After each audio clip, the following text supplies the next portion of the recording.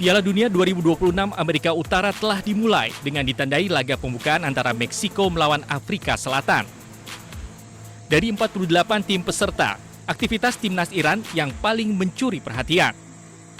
Akibat polemik visa dan pembatasan keamanan, Iran memindahkan pusat latihan mereka dari Arizona, Amerika Serikat ke Tijuana, Meksiko dan harus melintasi perbatasan untuk bertanding di Amerika Serikat. Para pemain timnas Iran mengenakan pin 168 saat tiba di Tijuana, Meksiko sebagai penghormatan kepada anak-anak yang tewas dalam serangan Amerika Serikat terhadap sebuah sekolah di Minab, Iran.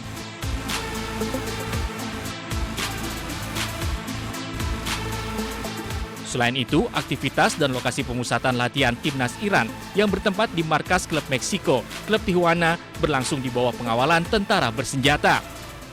Truk-truk besar berpatroli di jalan-jalan sekitar Stadion Caliente yang merupakan tempat latihan timnas Iran. Penjagaan ekstra ketat dengan melewati pintu masuk utama setiap beberapa jam. Namun timnas Iran tetap mendapatkan sambutan hangat dari masyarakat Meksiko. Staf klub Tijuana melakukan segala upaya untuk membuat para pemain Iran merasa seperti di rumah sendiri. Para penggemar Meksiko berkumpul di luar hotel tim, mengantar mereka dalam perjalanan singkat menuju sesi latihan dengan sorak-sorai dan permintaan tanda tangan.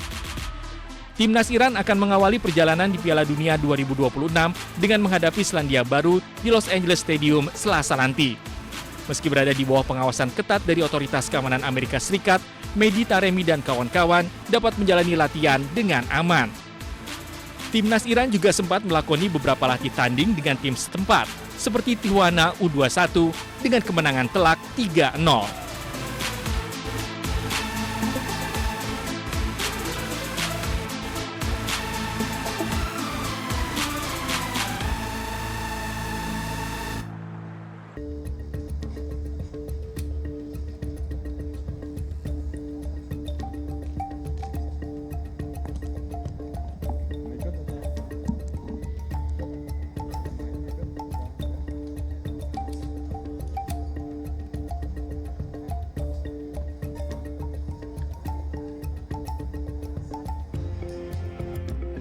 Selamat siang, rekan-rekan media, Bapak Polri, beserta jajaran.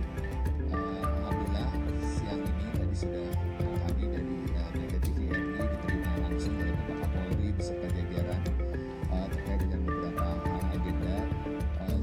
Yang pertama adalah tentunya berkenaan dengan penyiaran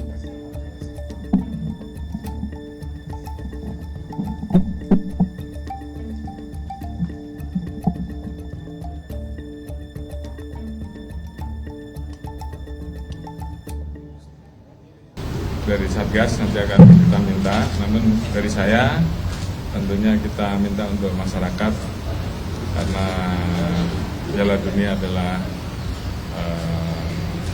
tontonan bersama yang mengutamakan sportivitas dalam hal olahraga, ya tentunya kita menonton dengan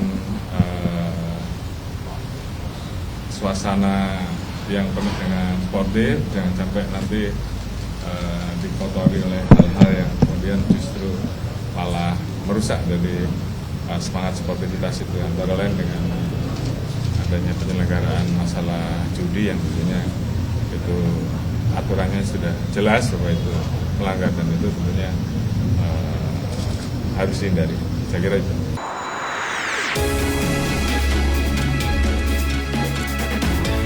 Tak gentar dilaporkan Roy Suryo. Datangi Polda Metro Jaya, Rismon membawa serta buku barunya yang berjudul Monografi Otentifikasi Ijazah Jokowi. Rismon menyebut menggunakan perbandingan foto Jokowi di ijazah dengan foto saat Jokowi menjadi presiden dan cocok. Tidak hanya foto, Rismon juga membandingkan ijazah Jokowi dengan ijazah rekan-rekan satu angkatannya di UGM. Nah, di situ ada bab 1 uji emboss dan watermark.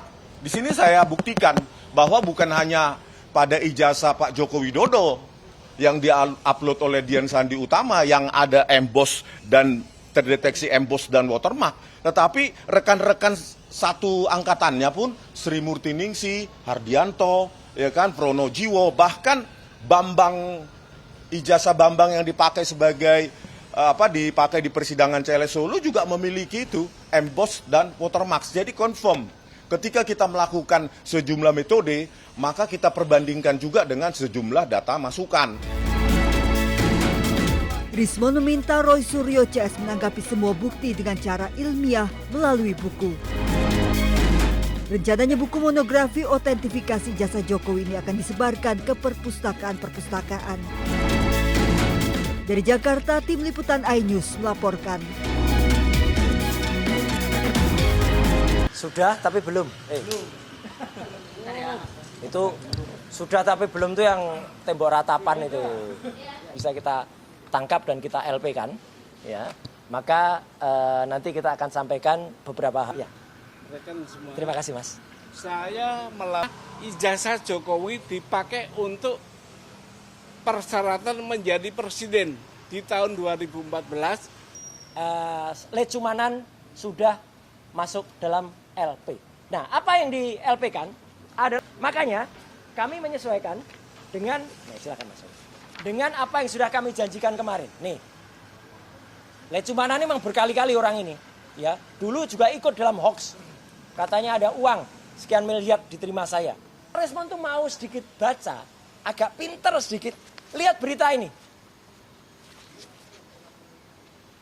Jelas banget di sini bahwa semua sudah memberitakan, baik media mainstream maupun media-media lainnya.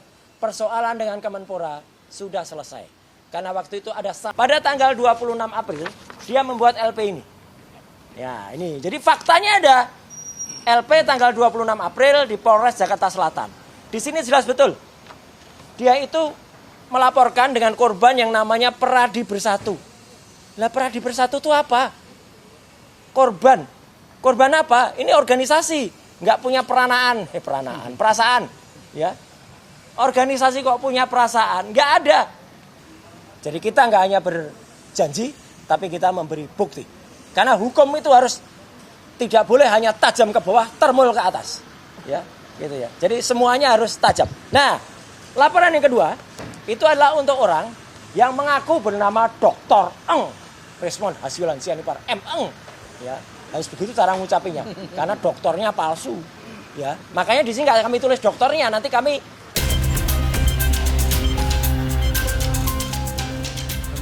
Pak Sutri ini terkejut mendapati warung kelontongnya dibobol maling di Desa Japon Tegal, Kabupaten Mojokerto, Jawa Timur.